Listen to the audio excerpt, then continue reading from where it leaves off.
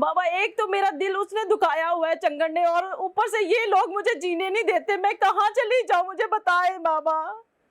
बेटा मैं ये आपके पास बैठे हुए हैं? बाबा ये इंटरव्यू करने आए हुए हैं। ये एक तो किसी का घर खराब ना हो, किसी की जिंदगी बर्बाद ना हो, और ऊपर से इन लोगों को मौका मिल जाता है, ये जीने नहीं देते किसी को।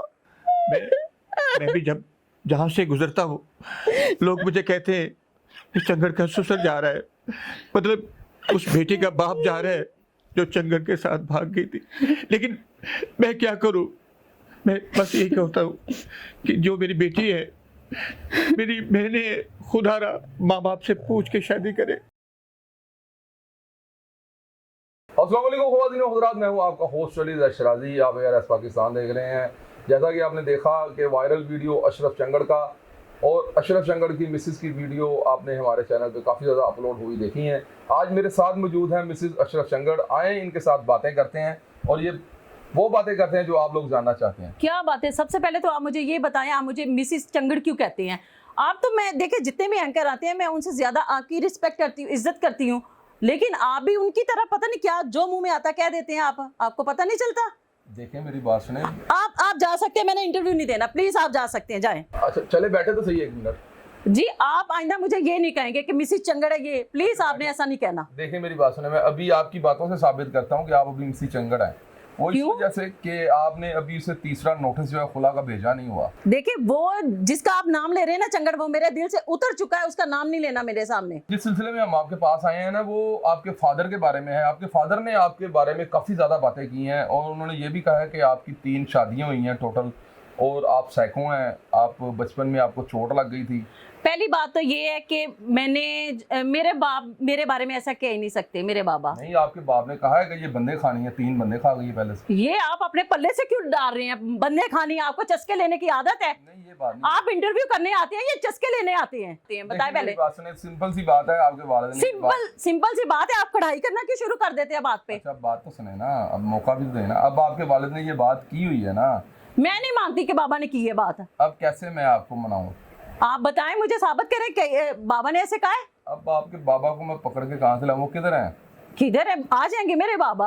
आ जाएंगे? हाँ आ जाएंगे मेरे या तो बाबा। फिर अभी उनपे आप हमारे साथ बात करवाएं उनकी, तो या फिर उनसे आप फोन करें, उन्हें पता कल चल जाएगा कि उन्होंने ये बातें की हैं या नहीं की। मैं बात करवा देती हूँ आपसे। तो बिल्कुल ठीक है, मुझे बात करवाएं उनके साथ। बात करवाएं, आपको यकीन आ जाएगा फिर कि मेरे बाबा ऐसे नहीं कह सकते मेरे बारे में। देखिए अभी आप किसी भी बात को हमारी को मानने को तैयार नहीं है। बिल्कुल आपके नहीं। बाबा ने इतनी सारे आप पे जो है इल्जामात लगाए हैं कि आपकी 2-3 शादियां हो चुकी हैं और आप बचपन में गिर गई थी, आप साइको हैं, आपकी अजीब अंदाज में आप बातें कर रही हैं, और अब जहाँ पर रह रही हैं वहाँ पे आप अनसिक्योर हैं, और इस माशरे में आप जो है इस दुनिया में रह रही हैं। अब आप आगे से शादी करें ही करें, क्योंकि अकेली औरत नहीं रह सकती। आप जो कुछ भी कह रहे हैं मैं इन बातों पे यकीन नहीं करती, ठीक है? मेरे बाबा मेरे बारे में ऐसा कुछ कह ही नहीं सकते। कोई भी माँ बाप अपनी औलाद से कितनी देर खफा रहता है?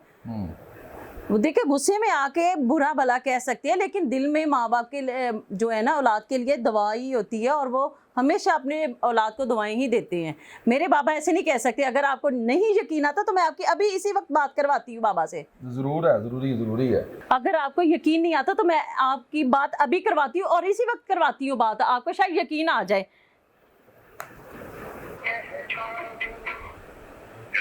हेलो अस्सलाम वालेकुम बाबा। हाँ भाई साहब, बेटे क्या हाल है तुम्हारा? ठीक हो? जी बाबा मैं ठीक हूँ, आप ठीक हैं? हाँ बिल्कुल ठीक हूँ बेटा। बाबा ये पता नहीं क्या क्या कह रहे हैं आपके बारे में कि आपने मेरे बारे में ये भी बात की है, ये भी बात की है। मैं नहीं मानती कि आपने मेरे बारे में ऐसा कुछ कहा है। बाबा एक तो मेरा दिल उसने दुखाया हुआ है चंगड़ ने, और ऊपर से ये लोग मुझे जीने नहीं देते। मैं कहाँ चली जाऊँ, मुझे बताए बाबा। बेटा मैं ये आपके पास बैठे हुए हैं? बाबा ये इंटरव्यू करने आए हुए हैं।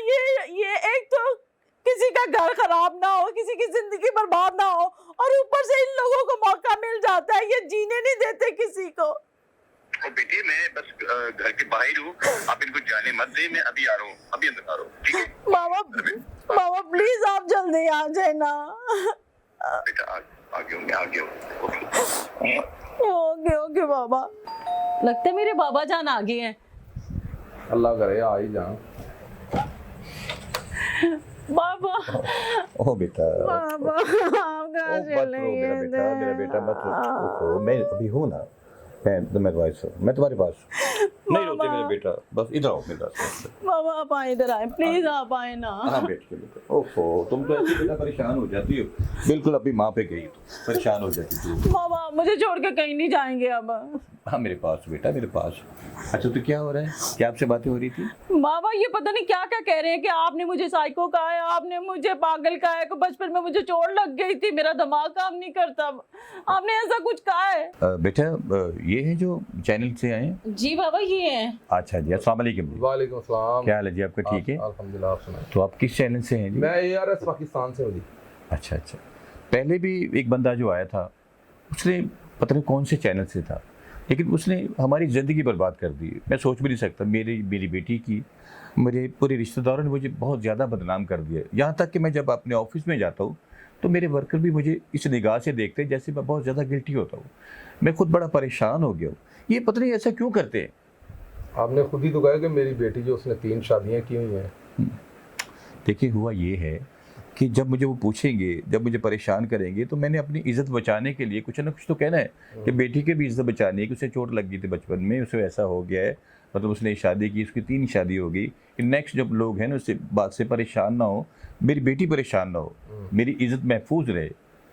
फिर मैंने ये भी तो कहा था ना कि मतलब जो बेटियाँ होती हैं उसका मतलब अल्लाह ताला ही बस देखता है बंदे को, बंदा खुद कुछ भी नहीं कर सकता। देखिए जी, ये सोशल मीडिया की वजह से सारा कुछ होता है कि मतलब उसे क्या ज़रूरत थी मेरे मतलब झुग्गी में लेके जाने के लिए, मुझे लेके जाने के लिए, सारा काम करने के लिए, ये 2 4 10 हज़ार 20 हज़ार के लिए मुझसे ले लेते वो। उन्हें ऐसा नहीं करना चाहिए था भाई, हमारी इज़्ज़त उछाल दी, हम लोगों को क्या मुंह दिखाएंगे, उन्हें क्या पता था, क्या मतलब उन्हें अपनी इज़्ज़त का एहसास था तो हमारी इज़्ज़त का एहसास नहीं था। मैं समझता हूँ कि मेरी बेटी और मैं और मेरा ख़ानदान वाले लोग मुझे क्या कहेंगे, मैं इसलिए परेशान था। लेकिन आज भी मुझे लगता है कि बस सोशल मीडिया की वजह से मेरे साथ।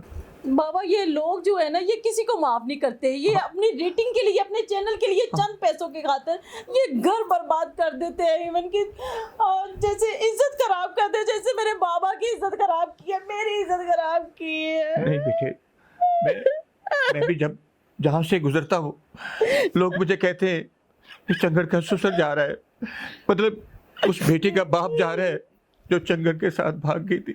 लेकिन मैं क्या करूं, मैं बस यही कहता हूं कि जो मेरी बेटी है, मेरी बहनें, खुदारा माँ बाप से पूछ के शादी करे, इस तरह न करे जो माँ बाप की इज्जत खराब हो जाए, इज्जत खराब हो जाए, इज्जत खराब।